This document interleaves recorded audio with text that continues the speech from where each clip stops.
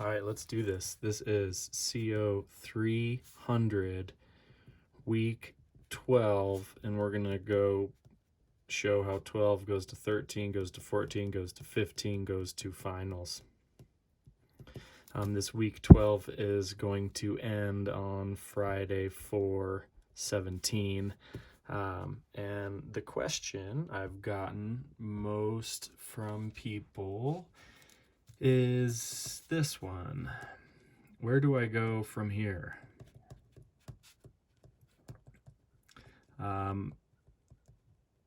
Not in the big existential question sense of like, what am I doing with my life and where should I go? Although I really do enjoy those questions when I get them.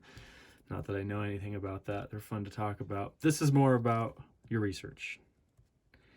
And one of the way to think about this to make sure that you get an A+ on your essay in your course, CO 300. So I wanted to kind of address this, what I'm looking for exceptional work in a final essay form, and how what you're doing this week and the next week's is going to kind of lead to this excellent essay. And so here's the deal. Basically, you could ask, well, obviously, what am I, Sean Waters, going to care about as a writing instructor that you already know?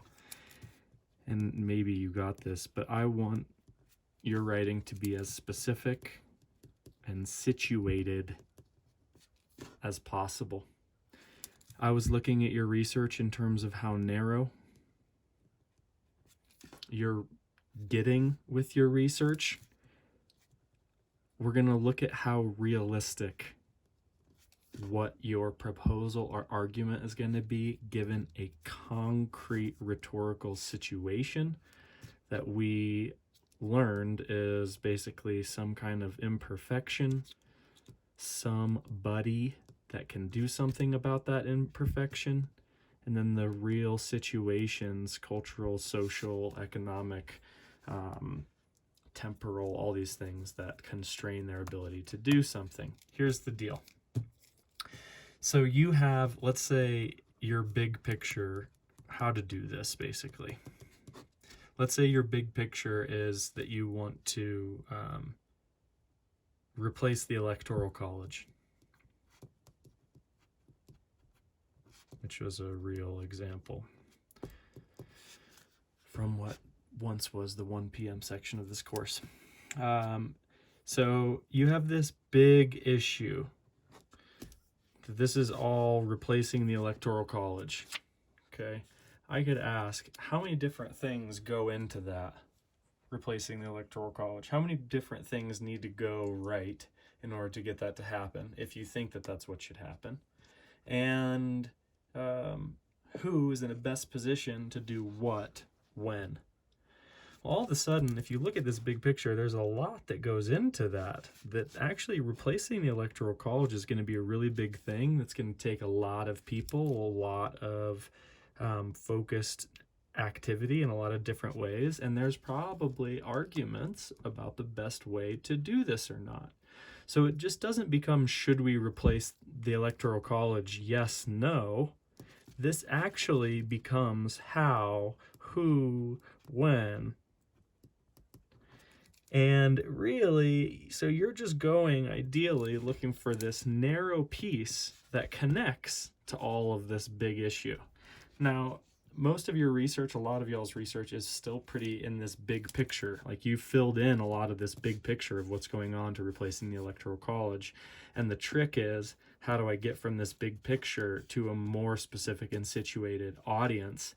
And this is basically what I'm trying to illustrate, is that you're going to start thinking about who is doing what, where. Let's make this a little bigger and keep on going with our example and imagine that these are lawmakers. So let's say my initial, if we're going to get the Electoral College replaced, we need, it's going to be lawmakers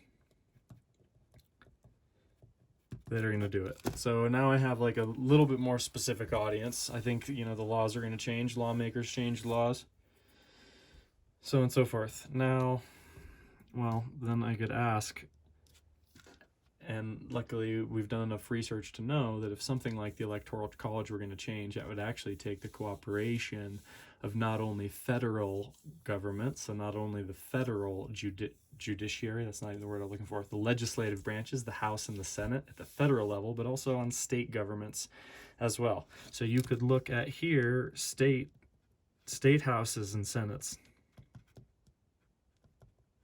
You could look at federal House and senates. You could look at some kind of advisory board to them, or other organizations, i.e. lobbying groups who have vested interest in certain laws being passed and then pay those politicians in various ways to promote their agendas that they want. Those are all, get a picture in here. And then within this audience, you're going to have, we didn't really make this distinction very well earlier on in the semester. And this language is a little misleading, but also kind of not. You could have lawmakers that are hostile to the idea and lawmakers that are friendly to the idea, right? So why am I going into all this? Your argument, so let's say your thesis for your essay is eventually going to be that this particular audience should do or some kind of action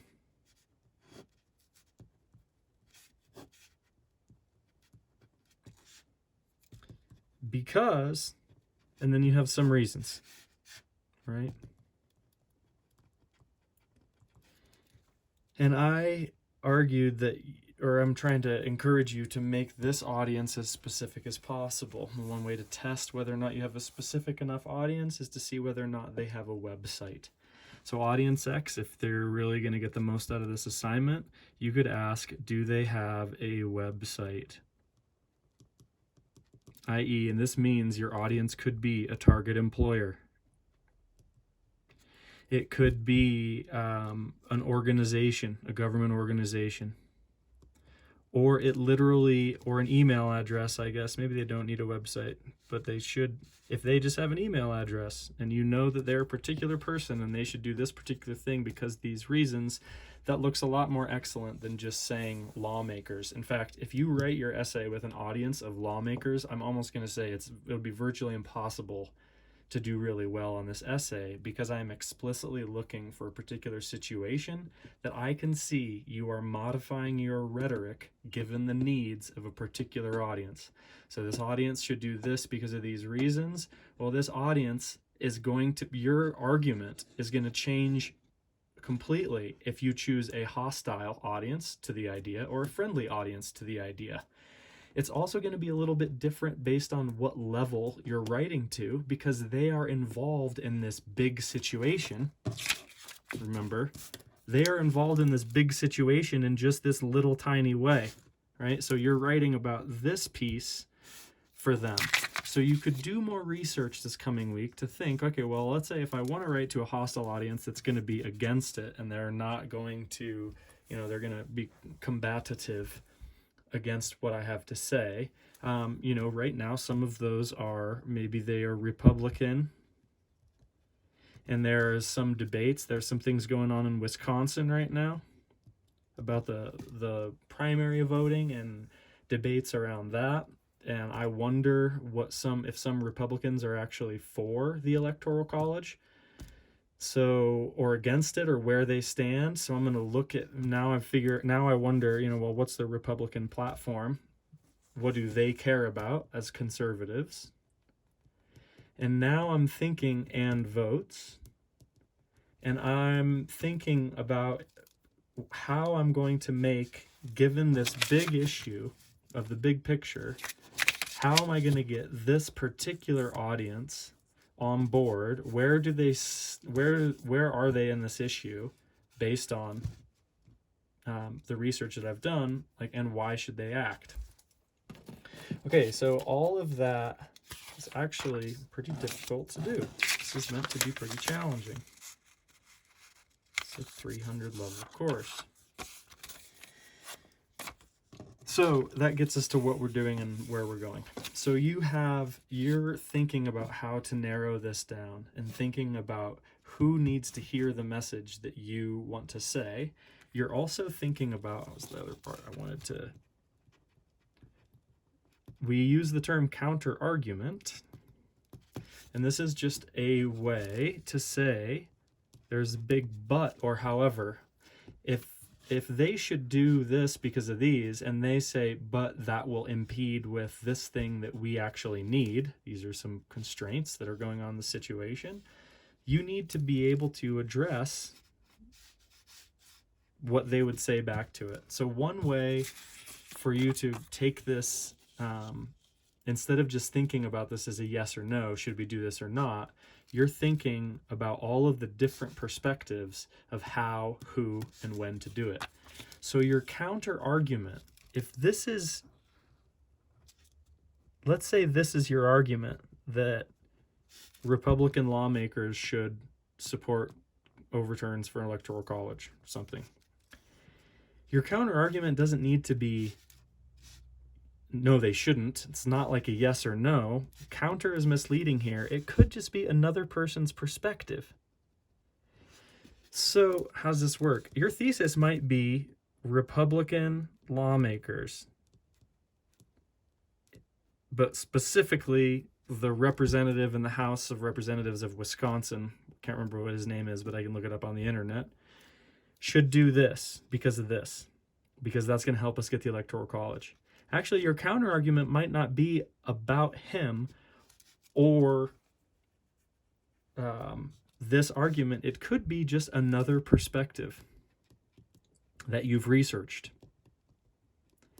which in a sense would let him off the hook and say, well, you know, actually this isn't as important. Maybe what you're doing isn't the most important thing. Maybe this other group needs to do this other thing. Maybe this is the thing we need to be working on. However, you still need to do that. Anyway, you have a wide berth in how you can set up these two things that you need. You need a thesis, and you need reasons.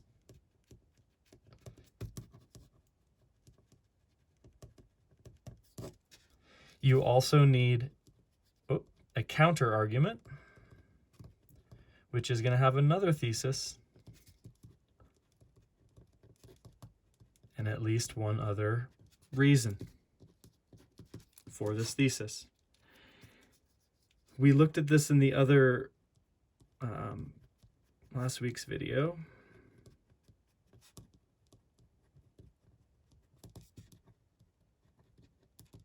But this is the basic outline of what a standard argument essay is going to look like. You have a little bit of an intro, which usually you write last to highlight the best information, which sometimes you find last. But you really do want to start with, what is your thesis and your reasons? Embedded in your thesis, there should be a specific audience.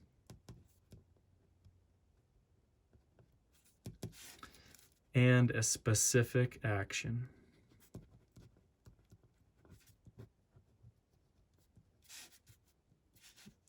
Some kind of a change that affects the underlying problem that the rhetoric is responding to. So you have your intro, you have your thesis and reasons, which you're kind of looking for this whole time, and that's like that's the big game that you're hunting.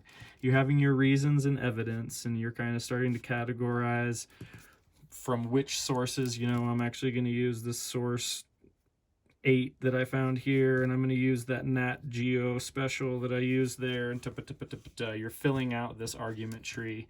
You have a counter argument, which is an objection to this, or some kind of a complication, or another perspective, and you have the thesis and reasons that fill that out in the conclusion.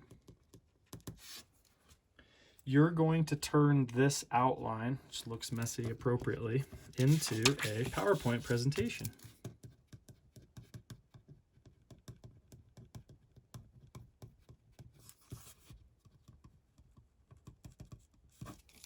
Getting messy, so I'm trying to move faster.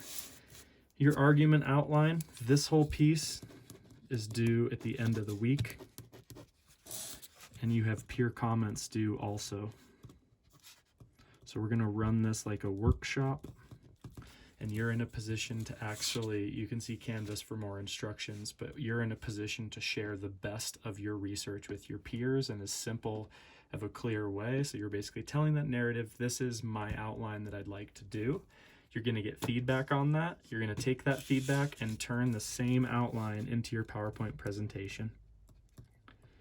And your PowerPoint presentation is going to be due on 4/24. And you are going to get 2 comments. We're going to do some feedback. So this is week 13, is going to be dedicated to the PowerPoint presentations. This next week is going to be dedicated to us taking the research that we've done so far and boiling it down into a clear set of a thesis and reasons, which includes an audience and a change that they should make. And I'm looking for as specific as possible on that. And then a potential counter argument, thesis, and reasons. You're going to turn this outline with that you're using your research for into your PowerPoint presentation. That's going to include your audience, the claim you're going to make, any background information that we need to know in order for the rest of this to make sense, since some of you have gone pretty deep into your topics, and then your whole outline. And then you're going to get feedback from me and from the class on this, and you're going to take that to then write your essay. Boom. Week 14 and week 15.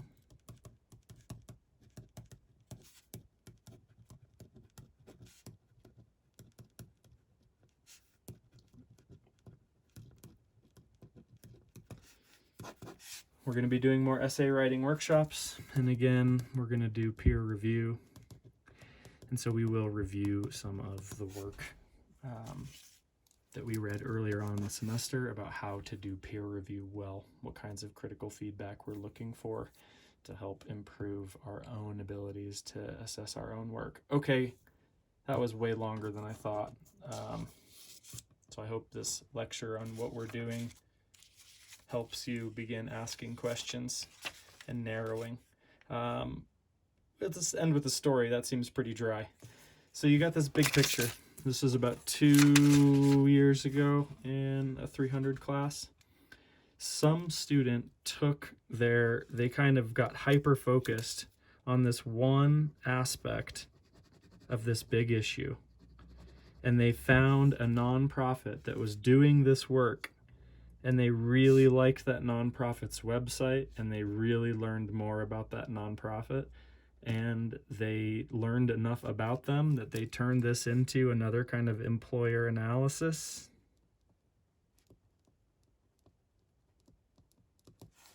And they used this project as a leverage point, or as a point of common ground, to reach out to the company once they graduated and seek employment. I actually can't remember if they got a job, but I remember that they did it. Okay, I hope this helps. I miss y'all. Take care of yourselves. Bye-bye.